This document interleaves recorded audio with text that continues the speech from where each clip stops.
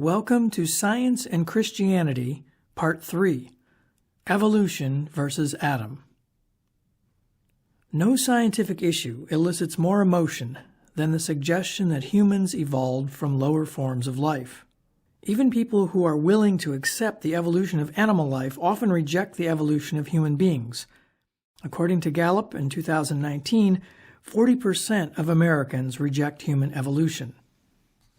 Let's begin by looking at the traditional biblical interpretation, which says that Adam and Eve were created directly from the dust of the ground about 4,000 to 6,000 BC, 5,509 BC in the Byzantine creation era. These dates are calculated from genealogies, as shown on the chart to the right. However, genealogies contain gaps, and so that is not a reliable way of calculating the date of Adam. Nevertheless, Adam and Eve lived in the Garden of Eden, which was somewhere in the Tigris-Euphrates Valley. They were the first humans to live on Earth, and the original ancestors of all humans living today. The human fossil record is complicated, however, and difficult to reconcile with the traditional chronology. Evidence of modern humans, that is to say bones, artifacts, and habitations, dates to about 200,000 years ago. It appears that modern humans originated in Africa, as shown on the map, and did not migrate to the Tigris-Euphrates River Valley for over 100,000 years. By 6000 BC, the time of creation according to some, human culture had already spread across the entire Earth, including North and South America, which were inhabited between about 14 and 15,000 years ago. And what do we do about those hominins? Hominins refers to those species regarded as human or directly ancestral to humans or very closely related to humans, such as the Neanderthal, which you see in the upper right. The earliest hominins appear to stretch back about 4 million years. There are numerous fossils of human-like creatures that predate and overlap modern humans. Are any of these the ancestors of modern humans? Were these hominins human? Were they made in God's image? Did they have souls? These are the vexing questions which confront us when we examine early human history. To further complicate the issue, there may be hints in Genesis that other people may have lived on the earth in the time of Adam and Eve. After God had pronounced punishment on Cain for the murder of his brother, Cain said, "I shall be a fugitive and a wanderer on the earth. Whoever finds me will kill me." So who is he referring to, since his family members were the only people on earth at the time? Then the Lord said to him, "Not so. If anyone kills Cain, vengeance shall be taken on him sevenfold." And the Lord put a mark on Cain, lest any who found him should attack him. So were there other people besides Adam's family who might attack Cain? Then Cain went away from the presence of the Lord and settled in the land of Nod, east of Eden. Cain knew his wife. If there were no other people on earth, his wife then would be his sister.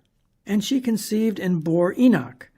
When he built a city, he called the name of the city after the name of his son Enoch. A city suggests that there was a large population on earth at the time. Nothing certain can be concluded from this, but it does raise more questions. There are several proposed solutions to this conflicting evidence. One is to ignore or discredit the scientific evidence. Many Christians believe that the entire narrative of sin and salvation, that is the fall, and its effects on the entire human race, and our view of Christ as the second Adam, are tied to a literal reading of Genesis. For example, Ken Ham, who runs the Answers in Genesis ministry, and Father Seraphim Rose, an Orthodox priest who passed away many years ago. On the other end of the spectrum, Adam and Eve may merely be mythical or symbolic archetypes of humanity. After all, Adam means man or mankind in Hebrew. The story in Genesis is intended to teach us theological truths about sin and redemption, not scientific truths about the origin of man. A third proposed solution is theistic evolution. Creation in God's image is not incompatible with man's earthly origin. After all, God created us from the dust of the ground. Humanity evolved from lower forms of life by a divinely guided or pre-designed process. Evolution unfolded like a pop-up book designed to fulfill a certain purpose in God's plan. At a critical point in human development, God breathed his image into a man and a woman, that is Adam and Eve, or into men and women, since it's likely that many other people were living on the earth.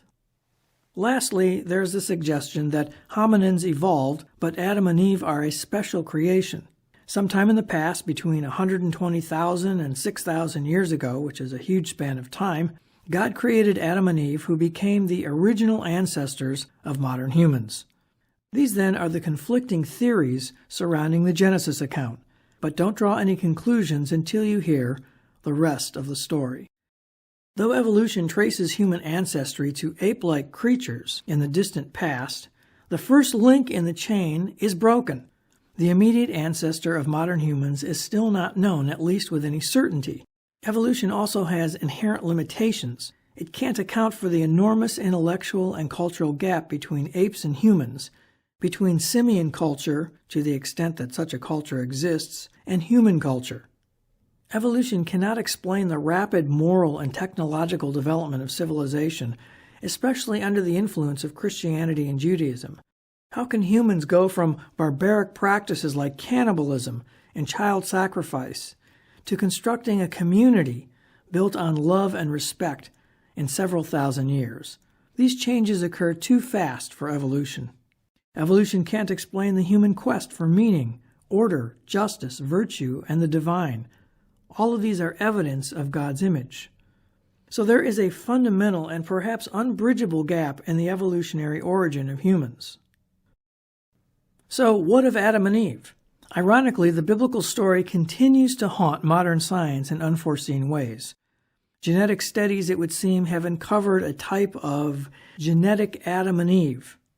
Mitochondrial Eve is said to be the last common female ancestor of all modern humans, while Y chromosome Adam is said to be the last common male ancestor of modern humans. The mitochondria, which is shown on the left, is a component inside the human cell. Our mitochondrial DNA, which is transmitted through the maternal line, is traceable to a common maternal ancestor, and that would be mitochondrial Eve. And our Y chromosome DNA, shown on the right, is traceable to a common paternal ancestor, who would be Y chromosome Adam. But both mitochondrial Eve and Y chromosome Adam come from a larger genetically diverse population. They were not the first or sole progenitors of humans, but the last common ancestors of only one part of our genomes.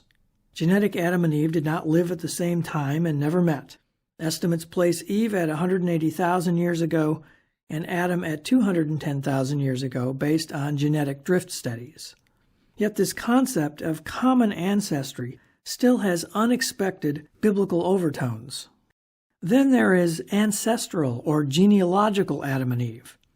In keeping with the biblical emphasis on genealogy rather than genetics, computational biologist Joshua Swamidass suggests that a specially created pair of individuals in the recent past, around 4000 BC, could have been the universal or near-universal genealogical ancestors of everyone who was alive by 1 AD.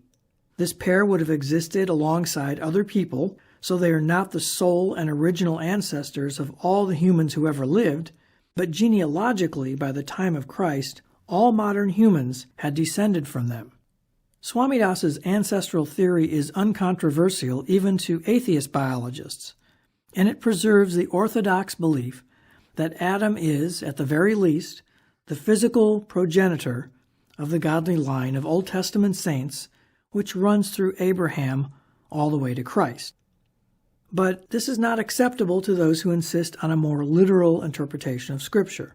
They believe that, not recognizing Adam and Eve as the sole progenitors of all humanity, puts some Christian doctrines at risk, such as the fall and its impact on the human race, and the redemptive role of Christ as the second Adam.